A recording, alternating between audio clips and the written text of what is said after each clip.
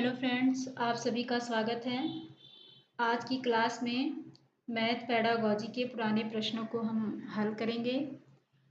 पिछली क्लास में हमने देखा था कि सीटेट हिंदी पेडागॉजी के कुछ पुराने प्रश्नों को हल किए थे। अभी वो क्लासें लगातार चल रही हैं, बीच बीच में हम उसको भी प्रोवाइड कराएंगे। और आज की क्लास में तो हम मैथ की पेडागॉजी देखेंगे और अगली जो हमारी क्लास होगी वो एबीएस का देंगे, फिर उसके बाद एसएसटी वगैरह का देंगे। ऐसे ही सारे सब्जेक्ट का मैं पीवाईक्यू करवाऊंगी। आप लोग बिल्कुल चिंता मत करिएगा और ऐसे रेगुलर क्लासों को देखते रहिएगा।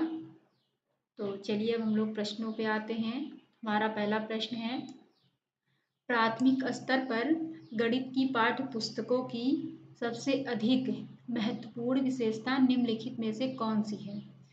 तो पहला ऑप्शन है संकल्पनाओं का उच्चतर कक्षाओं में संबंध जोड़ा जाना चाहिए।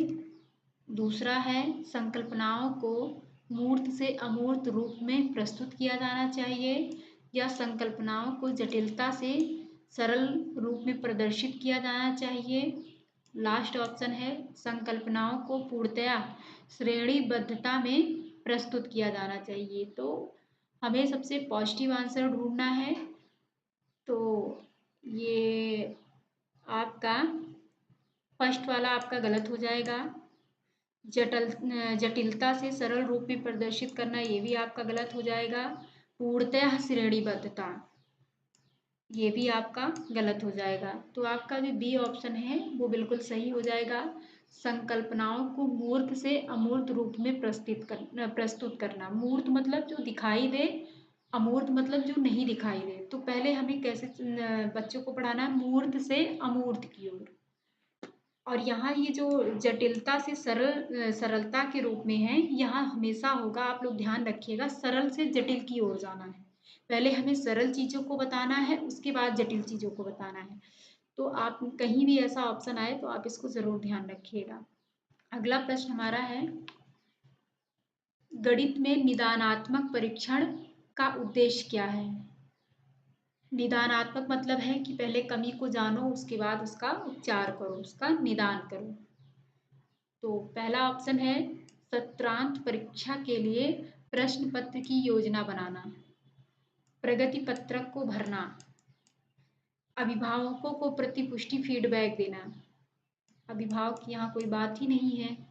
बच्चों की समझ में निहित रिक्तियों को जानना, ये सबसे सटीक और सबसे सही आंसर है कि बच्चों की समझ में निहित रिक्तियों को जानना कि क्या अभी खाली रह गया है, क्या उनको नहीं पता है, क्या उनको नहीं समझ में आया है।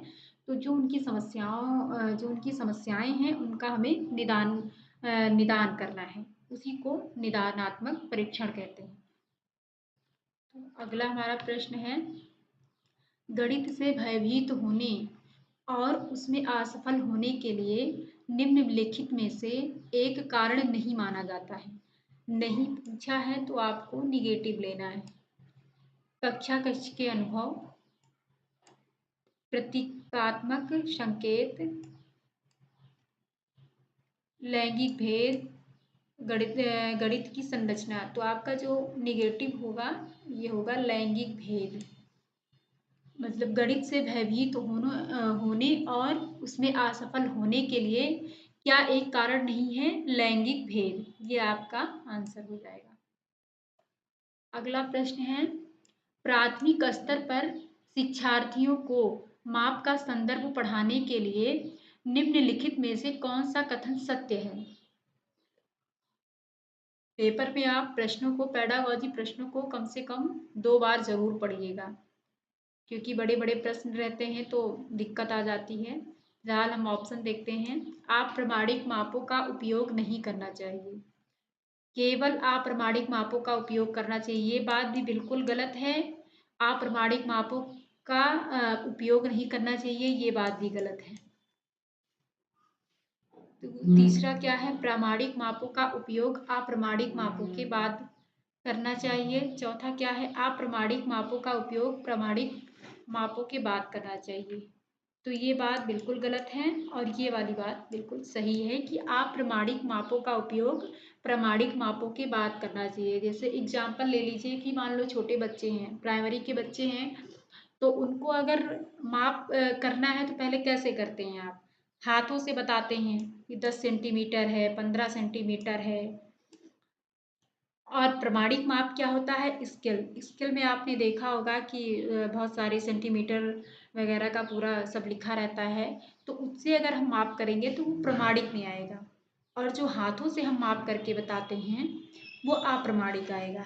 ठीक है, तो आप लोग इसको ध्यान रखिएगा कि हमें पढ़ाने के लिए पहले बच्चों, छोटे बच्चे हैं तो उनको माप समझ में नहीं आएगा प्रमाणिक क्या लिखा है, क्या कैसे है, तो उनको पहले ही हाथों से बताते हैं, उसके बाद हम स्केल का उपयोग करते हैं। अगला प्रश्न हमारा है, गणितीय खेल और पहेलियां मदद करते हैं। क्या क्या मदद करते हैं? गणित के प्रति सकारात्मक अभिवृत्ति को विकसित करने में। दूसरा है समस्या समाधान के कौशल को प्रोत्साहित करने में। तीसरा है गणित को आनंददायक बनाने में। चौथा है गणित और प्रतिदिन के विचारों में संबंध स्थापित करने में। तो यहाँ पे तो सारे पॉजिटिव ही आंसर हैं, तो आपका ये चारों सही हो जाएगा। तो क्या ऑप्शन है? जहाँ A, B, C, D, तो आपका बी वाला ऑप्शन बिल्कुल करेक्ट हो जाएगा। अगला प्रश्न है, निम्नलिखित समुच्चयों में से कौन सा गणित में प्रश्न हल करने का कौशल है? पहला ऑप्शन है चित्रांकन करना, पीछे से हल करना, रट लेना। रोट लर्निंग लेना नहीं है आपको, रटना नहीं है। विवेचन करना, चर का प्रयोग करना, प्रतिरूप देखना। ठीक है, इसको देखते हैं। कंठस्थ करना, अनुमान लगाकर परीक्षण करना, चित्रांकन करना। कंठस्थ करना आ गया तो बिल्कुल तुरंत काट देना है, कंठस्थ आपको नहीं लेना है। कहीं भी कंठस्थ दिखे आपको काट देना है। डी ऑप्शन में भी कंठस्थ करना आ गया, ये भी आपका कट जाएगा। जो आपका सही ऑप्शन हो जाएगा वो बी हो जाएगा, विवेचन करना, चर का प्रयोग करना, प्रतिरूप देखना। अगला प्रश्न हमारा है 0.3 इंटू 0.2 इज इक्वल टू 0.06। दो दशमलव वाली संख्याओं के गुणन जैसे कि, फिर से सेम वही अंक की संकल्पना को समझाने के लिए निम्नलिखित में से कौन सा शिक्षण अधिगम साधन उचित है? टेलर का गिनतारा, चार्ट संख्या, ग्राफ पेपर, डायनिस ब्लॉक्स। तो ऐसी संख्याओं को, दशमलव वाली संख्याओं को हमें पढ़ाने के लिए, समझाने के लिए सबसे बेस्ट जो ऑप्शन होता है वो आपका होता है ग्राफ पेपर। ग्राफ पेपर आप लोगों को पता ही होगा, तो आप इसको थोड़ा सा ध्यान रखिएगा। ग्राफ पेपर में ही हम बच्चों को जोड़ना, घटाना, दशमलव जैसी संख्याओं को हम आसानी से करा सकते हैं। तो आप इस चीज़ को ध्यान रखना। ये है हमारा ग्राफ पेपर। ठीक है, अगला प्रश्न हमारा है, राष्ट्रीय पाठ्यक्रम की रूपरेखा 2005 पर बल देती है। पहला ऑप्शन है निम्न उपलब्धिकर्ताओं के लिए गणित पाठ्यचर्या अलग होगी। गलत।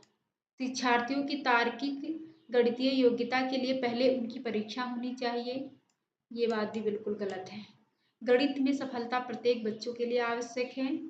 गणित चयनित शिक्षार्थियों को पढ़ाया जाना चाहिए। ये चयनित शिक्षार्थी क्या होता है? ये बिल्कुल गलत है। तो आपका जो सही ऑप्शन हो जाएगा वो गणित में सफलता प्रत्येक बच्चे के लिए आवश्यक है। राष्ट्रीय पाठ्यचर्या की रूपरेखा 2005 अधिगम के रचनावादी उपागम पर बल देती है क्योंकि वह केंद्रित है। शिक्षक द्वारा प्रभावी व्याख्यान को आपको नहीं लेना है, व्याख्यान और अनुदेशन। दूसरा है परिभाषाओं और सूत्रों को याद करना बिल्कुल नहीं लेना है। नियमित गृह कार्य जमा कराने, बच्चे छोटे हैं। गतिविधियों में शामिल करते हुए शिक्षार्थियों को सक्रिय भागीदारिता, ये आपका पॉजिटिव है। तो आपका डी ऑप्शन सही हो जाएगा कि गतिविधियों में शामिल करते हुए शिक्षार्थियों की सक्रिय भागीदारिता, क्या उनकी भागीदारिता है, क्या वो सीख रहे हैं। अगला प्रश्न हमारा है, एक अच्छा गणितज्ञ होने के लिए जरूरी है सवालों के उत्तर देने की तकनीक में निपुणता, अधिकतर सूत्रों को याद करना। सूत्रों को याद करना गलत हो गया, ये भी आपका गलत हो जाएगा।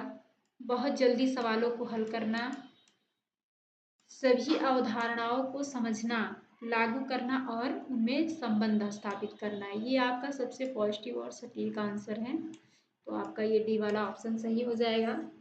आज के लिए बस इतना ही। ऐसे ही बीच बीच में मैं आपको गणित की पेडागॉजी, ईवीएस की पेडागॉजी, हिंदी की पेडागॉजी चल ही रही है, तो ऐसे ही धीरे धीरे करके हम, अभी तो सीटेट का एग्ज़ाम भी काफ़ी टाइम है, तो ऐसे ही धीरे धीरे करके हम आपको सभी विषयों का पीवाईक्यू करवा देंगे। आपको चिंता करने की कोई ज़रूरत नहीं, बस आप मेरे क्लास को देखते रहिए और अच्छा लगे तो लाइक शेयर कमेंट ज़रूर करिएगा। धन्यवाद।